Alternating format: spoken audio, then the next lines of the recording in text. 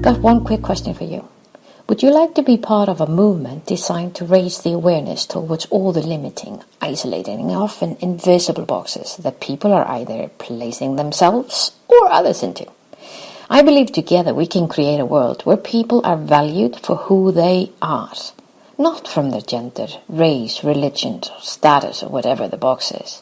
Here is my personal invitation to you. For as little as $1 a month, you can become a change maker yourself.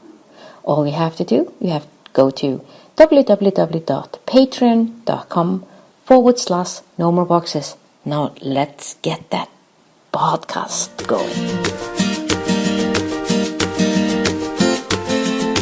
You're listening to the Changemakers podcast, where we share tips, insight, tools, and stories from other changemakers designed to motivate you to become the change you want to see in your world. Make sure you join our Changemakers community at runamagnus.com/podcast. And now, this is your time to sit back, relax, and enjoy. Let's rock and roll. It's Runa here with a beautiful guest in our Changemakers podcast today. Oh my God. I'm talking to Kristin Engvig all the way from Norway. And I think probably, even though Kristin, you're Norwegian, and you're the first thing that I think about when your originality and that you come from Norway and all the things that you're doing. I know Norway isn't always your place. That's right. You're such an international woman. And to our audience, I have to tell you a little bit about Kristin and how I originally met her. I've known Kristin. I've known of her, and we'd been in communications for years before I actually met her personally, which was on one of the global summit conferences for women. And I remember when I saw her finally in person, you were on crutches. That's right. I've broken my ankle. You had a broken leg, but nevertheless, you did not miss a beat. So you gave me that instant, wow, this woman, she goes over mountains, she goes over the hurdles to achieve what you want to achieve. So thank you, Kristin, for sharing all the gifts that you've been sharing so far to women and men all over the world with your WINConference. But what I really want to dig into, is here you are, you're Norwegian. I mean, 21 years ago, you started something so big that it has already transformed. I don't know how many, I would think thousands, if not tons of thousands of Tell us, what happened to you? What made you go this brilliant, beautiful way? Yeah, I mean, there were several instances, but I think, when I started working with women, it's already more than 20 years ago, as you mentioned, but I had an experience in the corporate world where I was working in a huge bank, and then I really didn't feel like completely fitted in. But so I went from one to another. I changed environment. But during that time, I came across a book called The Women Who Run with Wolves, and I was reading this chapter on the ugly duckling.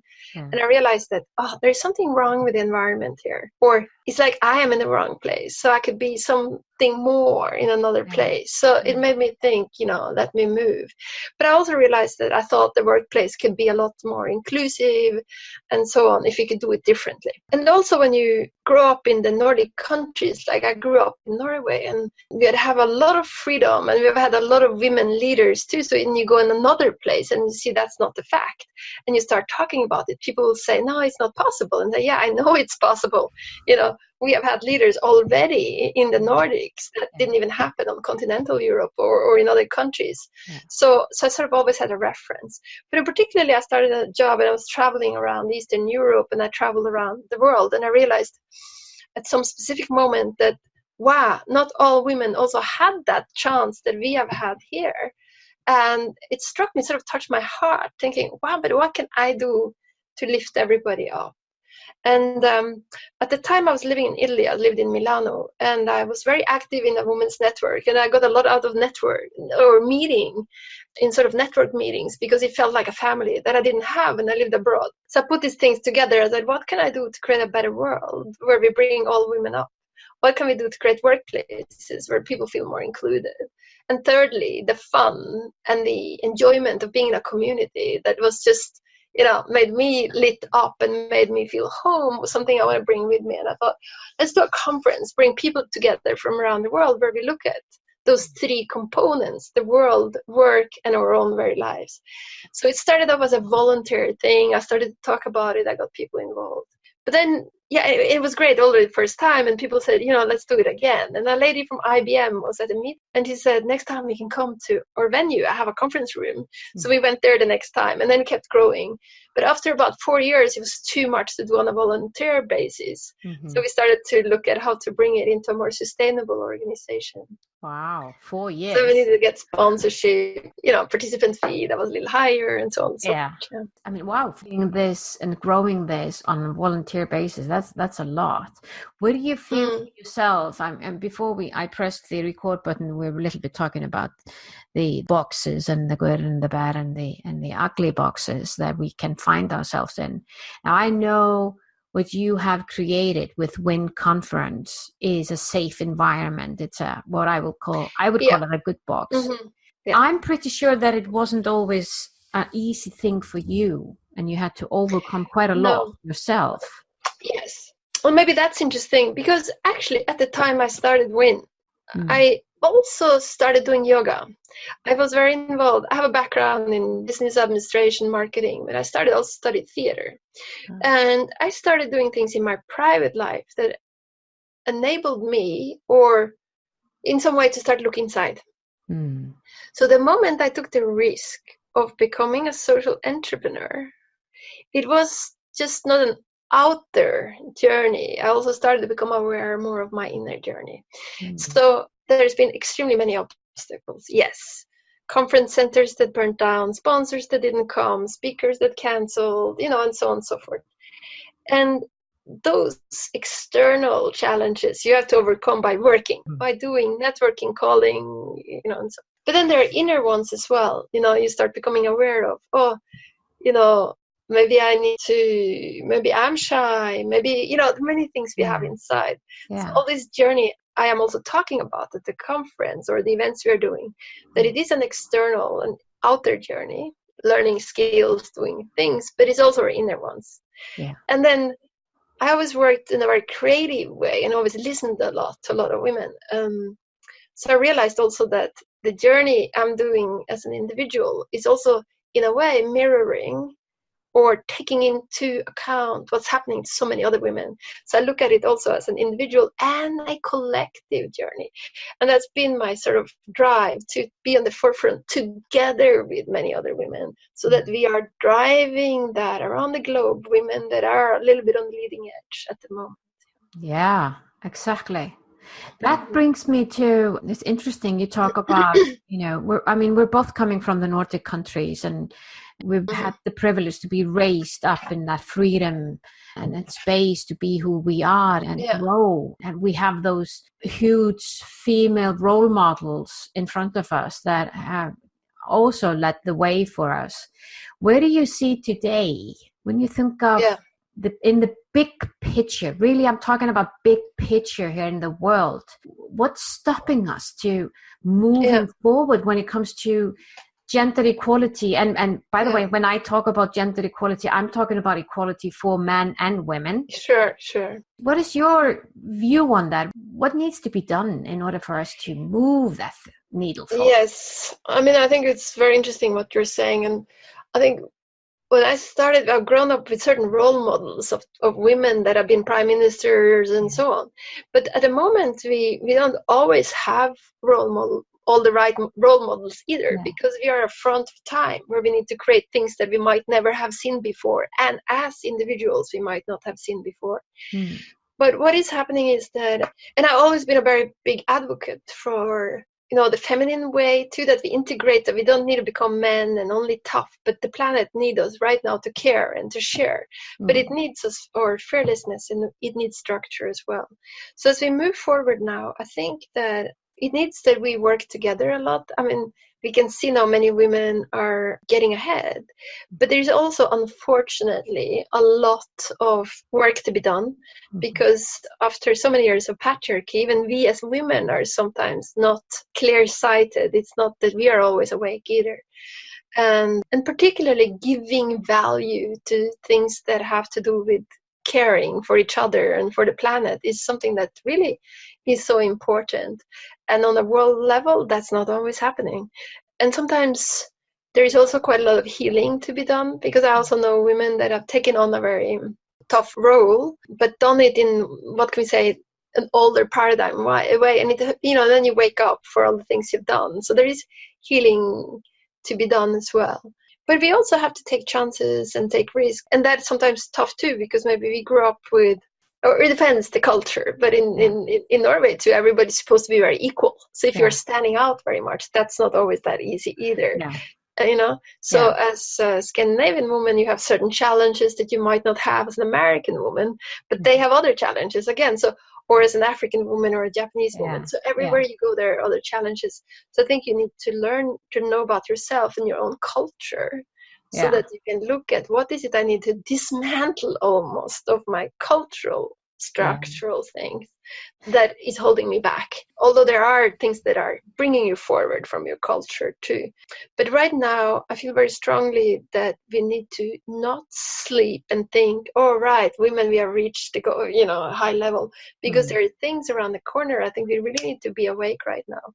And it's not easy. A lot of people talk about women and gender and equality, which is, it's not only about women, as you said. There are many groups there, men too, that we like to have good collaboration with. I've also wondered a lot. I've been working myself in this space for decades, and I know what you're talking about. And I've been, the more that I've worked on empowerment for women, I'm starting to see that there are certain things that we should have done differently, and I think we need to do differently from now on. One of the things that I've noticed in all this, and we're quite powerful, Kristin.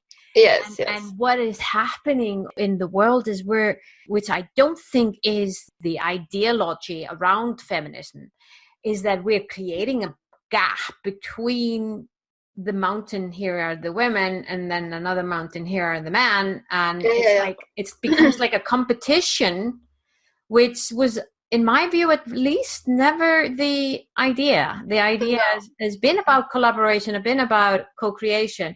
And that made me think about, and I would love to hear your view on that. That made me think about when I have conversations, deep conversation with beautiful men all over the world, and I start to talk to them as a human being to another human being, I notice they themselves want that more of that, but they might not have the role model in front of them, the man who is then the softie, or the man who likes to lead with love and with care. So I'm actually wondering, have we imbalanced thing here? Should we? I know. You know what I mean? In a way, in a way, it's not really only about women. It's more about the feminine, or it's about the humanity.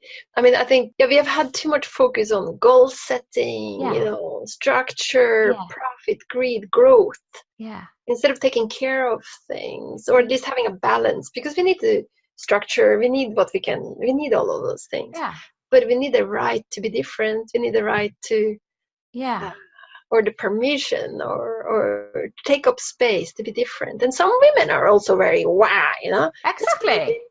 They're not all the same. No. But it's this thing. So it's maybe more than just women. It's the feminine that we need to give value to, whether it's expressed in men or women. Yeah, exactly. I think I agree with you. And I think that is probably where we need to put as well the focus on. And I'll just share a little story with you that I thought was so interesting.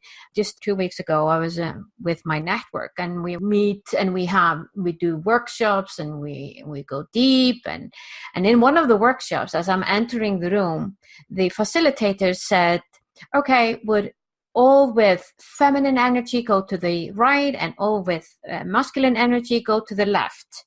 And I'm thinking, I feel I'm more masculine than feminine. So I go to the left, and I can see there are men there that are going to the right, and and we're mixing there. We're network for transformational leaders. We're quite in tune with who are we really. And I was just wondering, truth of the matter was, she wasn't thinking about mixing us up with energy. She was actually thinking mixing us up with gender.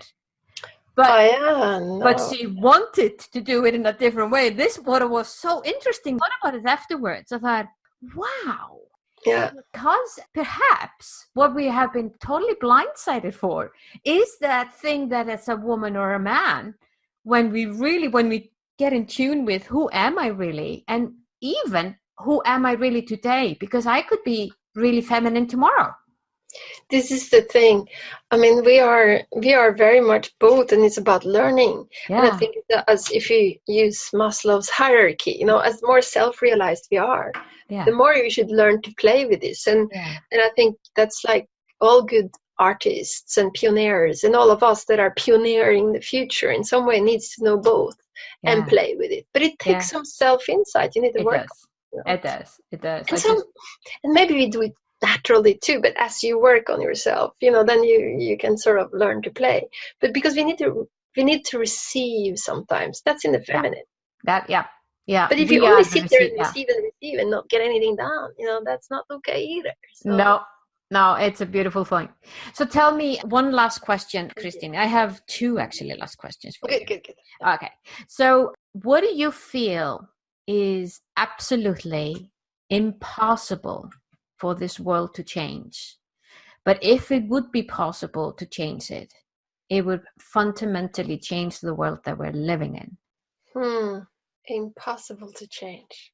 I usually think that most things are possible. You see, that's the problem, or not the problem. But I do think change takes longer time than I used to think. That's something I think, as doing this for years and years, you see like, oh God. Yeah, I'm with you on that one. And I think the hardest maybe is the realization that it's not impossible, but what is a big mountain is that the realization that also many women have been blind spotted for the situation they're in. So there are also women who say, no, there is no point to work for this. I'd rather not deal with this. I mean, meaning work related to the feminine women, particularly feminine. They don't want to hear it. That I think is sad. So I would like, although it's not impossible, but it's close. It's a huge mountain. So I would like to see possible if all women, at least, and all people could wake up to the fact that, yes, I'm empowered to use my voice. I can use my voice. I can speak up, it is happening now. But that it's also done with peace, so that I'm open. I don't hate men. Yeah. Because this is the dangerous, this Me Too and so on now. The great thing is we woke up, we understood, we can be empowered to talk, to take action. Yeah. But we have to do it in a peaceful way, in some way that doesn't make us not be able to collaborate. So that if the impossible could become possible, then yes, I set my boundaries, but I don't hate the others. So I include almost in an energetic field the other also. Was a different view, a different opinion, maybe. Oh, I love that. That's a challenge. That is a challenge. It is. What I'm hearing when you're saying, I'm really hearing as well, when we have those deep, good conversations that are loving and kind and not judging, we actually see exactly what you're saying. That creates that feeling of being included, and we all want to be included into something and this is the thing, because it's about inclusion now. Yeah. And if you can include and learn how to do it, and that requires our inner work and being in an environment and role models around us that can show that that's possible. It's possible. So Wow, Kristin, thank you so much for your beautiful insights. I know that WINConference that you do all over the world, women and men are coming to that conference, and they're finding that out for themselves, that they have a voice And yeah, they have a voice. Yeah, they have a voice. Oh, wow. Yeah, let's continue that work. Thank you so much, Kristin. All show notes with how you can get in touch with Kristin and follow her and WINConference is right there on runamagnus.com/podcast. Until next time.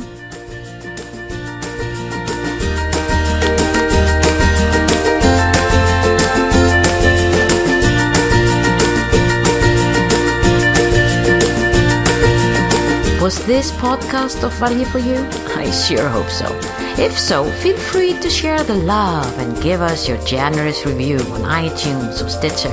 And remember that you can always go to runamagnus.com to find out more about the Changemakers and how we can help you drive the change you want to see in your world.